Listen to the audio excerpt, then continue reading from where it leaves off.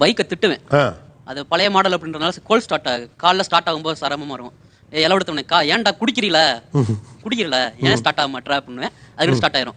என்ன ஒரு புத்திசாலித்தனம். நெருக்கம் உறவு கோச்சிக்கலாம், அன்பா பேசுறப்ப அன்பா பேசிக்கலாம். அது எப்படி ஒரு ரொம்ப க்ளோஸா இருக்க ஃப்ரெண்ட் என்னன்னு சொல்லி திட்டலாம் அப்படி இருக்கும்.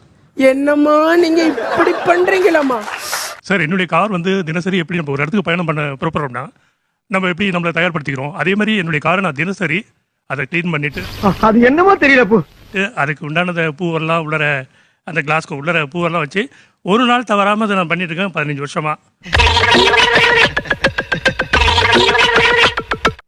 ஒய்ஃப் அங்கே தான் இருக்காங்க. அவங்களுக்கு தினசரி நான் வாங்கி கொடுக்கலங்கிறது டெய்லி அவங்க கம்ப்ளைண்ட் பண்ணுவாங்க. ஏங்க 15 வருஷமா உங்களுக்கு பூ வாங்கி கொடுக்காம காருக்கு பூ போட்டுக்கிட்டு இருக்காருங்க அவரு. நீங்களா யாருடா?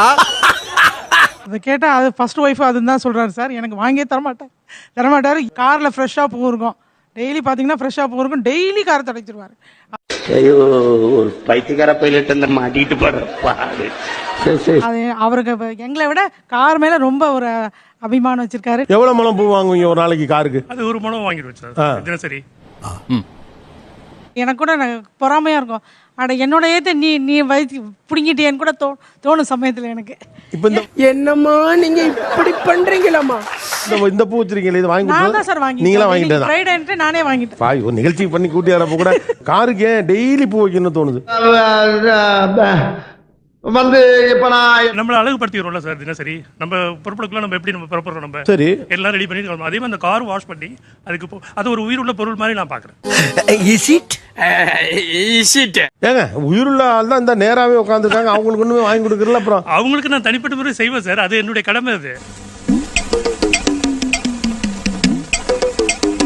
அவர் எப்ப தோணுதோ அப்ப செய்வார் சார். பட் காருக்கு மட்டும் ரெகுலரா ஃப்ரெஷ்ஷா இருக்கும் சார். அதுங்க அவரே சொல்லி நிறுத்துக்கலடா, அவன் நிறுத்துற லூசுக்கு மட்டும் வந்துட்டேன்.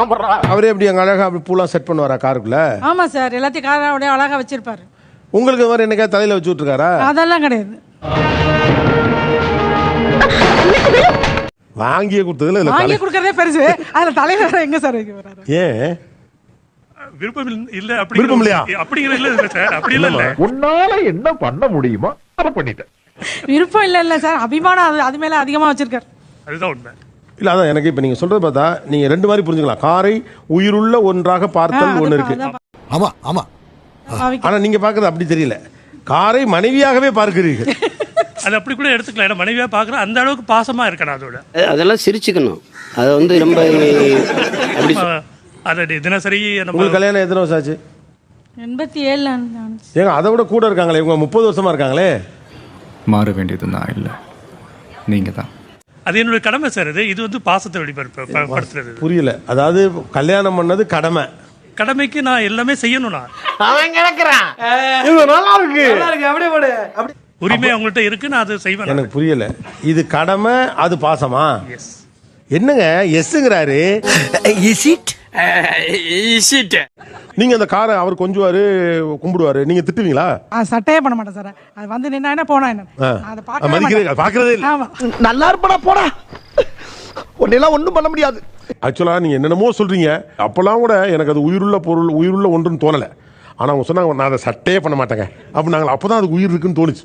அதெல்லாம் இந்த ஊர்ல எவனுக்கு தெரியுது? ஐடியா இல்லாத பசங்க. நான் வந்துட்டு எனக்கு பைக் வாங்குறதுக்கு முன்னாடிலேருந்தே எனக்கு குதிரைகள் மேலே ரொம்ப ஆர்வம் உண்டு. ஸோ எனக்கு பைக்குன்னு எனக்கு ஒரு பைக் வந்தப்போவே அதை நான் குதிரையாக தான் பாவிச்சேனே. ப்ளஸ் என்னோட பைக் வந்துட்டு கத்தும், பேசும், கோவப்படும், எல்லாமே பண்ணும். என்னால் நடு ரோட்டில் கத்திட்டு ஆன்னு போக முடியாது. எனக்கு ரொம்ப ஆஃபாக இருக்கும், எனக்கு கத்தணும்னு தோணும்.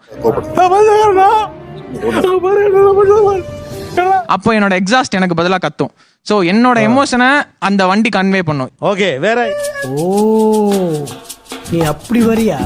எங்க பிடிக்கும், எங்க வந்து பைக்கு உயிர் இருக்குன்னு தோணுச்சு? சார் எனக்கு வந்து 6 months பேக் ஆக்சிடென்ட் ஒன்று ஆச்சு. ஒரு முள்ளு செடி இருக்கு, அந்த முள்ளு செடியில நான் மாட்டி என் வண்டி என்ன தாண்டி போய் விடுது.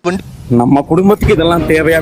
வண்டி ஃப்ரண்ட்ல ஃபுல்லா காலி. எனக்கு எதுவுமே தெரியல, கத்தவும் முடியல, முள்ளு ஃபுல்லா முள்ளு நடுல மாட்டிட்டு இருக்கேன். அந்த இண்டிகேட்டர் எப்படி ஆனாச்சு எனக்கு இது வரைக்கும் தெரியல. ஸோ அப்ப எனக்கு ஃபீல் ஆனதுன்னா உண்மையாலுமே இது அடையாளம் காட்டி என்ன என்னை வச்சு ஒன்னும் காமெடி கிமெடி பண்ணலையே. தேடிட்டு போயிருக்காங்க சார், 2 மணி நேரம் தேடி இருக்காங்க. கண்டுபிடிக்க முடியல, கத்தவும் முடியல, முள்ள மாட்டி நிக்கிறேன் நான். சோ அந்த இண்டிகேட்டர் லைட் பிங்க் ஆனதை பார்த்து தான் ஃப்ரெண்ட்ஸ் வந்து என்ன பிடிச்சி தூக்கி எழுப்பிட்டு போனாங்க. இன்னும் என்ன நீ பைத்தியக்காரனாவே நினைச்சிருக்கிறல்ல நீ? ஆக்சுவலாக அடிபட்டுச்சுல சார், பட்டுடுச்சு, வண்டி ரெடி பண்ணிட்டான். இப்போ நாங்கள் இங்கே இது நீயா எனக்கு வரும்போது கூட நான் பின்னாடி தான் உட்காந்துட்டு வரேன். ஃபாஸ்டா வரான். ஒரு கட் அடிச்சான் சார், எனக்கு பயம் வந்துருச்சு. அப்போ என்ன சொல்றானா, என் தம்பி என்ன காப்பாத்திடுவான்டா. டேய் உன்னை காப்பாத்துவான் ரைட்டரா, பின்னாடி நான் உட்காந்துருக்கேன்டா. நீங்க நம்புறப்ப கொஞ்சம் அதீதமா கொஞ்சம் வேகமா போட்டுறது வண்டி காப்பாத்திரும். ஏன்னா இந்த வண்டி என்னை காப்பாத்துற வண்டி. அந்த அளவுக்கு இல்ல சார், இதுக்கு ஆக்சிடென்ட் ஆனது கிடையாது சார். இது 7 இது வரைக்கும் accident ஆகல, ஆனா ஆயிடுச்சு சார். ஒரு வாட்டி எனக்கு வருத்தம்ப்பா, எனக்கு ரொம்ப வருத்தம். இதான் இருக்கு. அப்புறம் ஒரு ஆள் வண்டி வாங்கி ஒரு 7 அதான் சார் பயமா கீழே இருக்கு. விழுந்தது கிடையாது சார். இல்ல அவர் சொல்ல வர்றது என்ன அப்படின்னு கேட்டா, நீங்க என்னன்னா வண்டி மேல ரொம்ப நெருக்கமாகறப்ப என்ன ஆயிடும்னா, சோதிக்காதீங்க. இந்த வண்டி என்னை காப்பாத்தும், இந்த வண்டி இஸ் மை சேவி, ஏன்னா ஒரு 3 பேர் இது மாதிரி சொல்லிட்டீங்க. அந்த ஃபீல் இருக்குதான். அந்த ஃபீல் இருக்குல்ல. அப்ப நீங்க வண்டி வேகமா ஓட்டுற ஆளா மாறுறீங்க. உங்க நம்பிக்கை ஒரு கட்டத்துக்கு மேல நீங்க பாதுகாப்பு இல்லாமல் வண்டி ஓட்டுறது நோக்கி உங்க நகர்த்துதுல. ஆனா இது புதுசா இருக்குனே, புதுசா இருக்கு. எனக்கு எதுவும் அடிப்படவே இல்ல. அது சார் அடிப்படலனா அடிப்படாது. அப்ப எப்ப கை காலெல்லாம் முறியுதோ அது வரைக்கும் இந்த தம்பியை வச்சு ட்ரை பண்ணி பாப்பீங்களா? அது வரைக்கும் அவன் தம்பி காப்பாத்துவான் சார். ரொம்ப ஓரளவுக்கு தெரியும் சார், நமக்கு டேஞ்சர் இருக்க மாதிரி நம்ம போக மாட்டோம் அந்த இடத்துல. இது வந்து இது danger தான். ஹெல்மெட் சாஞ்சனால தான் அந்த ஆக்சிடென்ட் நடந்துச்சு. அன்னைக்கு எது என்னென்ன யார் யார் எப்படி எப்படின்னு தெரிஞ்சு போச்சு. அன்னைக்கும் விழுந்தப்பையும் வண்டி காப்பாத்தல, ஃப்ரெண்ட்ஸ் தான் கூட்டு போனாங்க ஹாஸ்பிட்டலுக்கு. அவன் அந்த இண்டிகேட்டர் தான் சொல்றான், ஆனா அவங்க தான் வந்து தேடினாங்க, வண்டி வந்து தேடல. சார் அப்படிலாம் கிடையாது சார். நான் இன்னமும் பிலீவ் பண்றேன், வண்டி தான் நான் காப்பாத்துன்னு அதை இதுன்னு சொல்லவே மாட்டேன். ஆக்சுவலா அந்த வண்டி காப்பாத்துக்கிற எண்ணம் இருக்குல்ல, நம்பிக்கை இருக்குல்ல, அதுல இருந்து வெளியில வரணுமா இல்ல அந்த நம்பிக்கை சென்டிமெண்டா வச்சுக்கிறது ஓகேவா? இல்ல அதெல்லாம் இந்த ஊர்ல எவனுக்கு தெரியுது? ஐடியா இல்லாத பசங்க வெளியில வரணும் சார். அது ஆக்சுவலா ஒரு மிஷின், அவ்வளவுதான். அந்த செகண்ட்ல அவனுக்கு ஏதோ ஒரு இதுல வெளில விழுந்துட்டான். அவன் தப்பிச்சதுக்கு வண்டி காரணம் இல்ல. கூடாது சரியா? நீ வாய மூடிடி. வந்து அவருக்கு பைக் ரொம்ப பிடிக்கும். ஒர்க்ல இருந்து போயிட்டு வந்து அதுக்கப்புறம் அதை தொடக்கிறது, அந்த பைக்ல ஏதாவது இஷ்யூஸ் இருந்தா அவர் மெக்கானிக்ல கொடுக்க மாட்டார், அவரே தான் பார்த்துட்டே இருப்பாரு. ஆமா, உனக்கு என்ன பூரா எங்க காசு இல்ல. இறந்தது அப்பா வந்து பைக்னால தான். யாருமே இல்லாத ரோட்ல விழுந்து கூட ஆக்சிடென்ட்.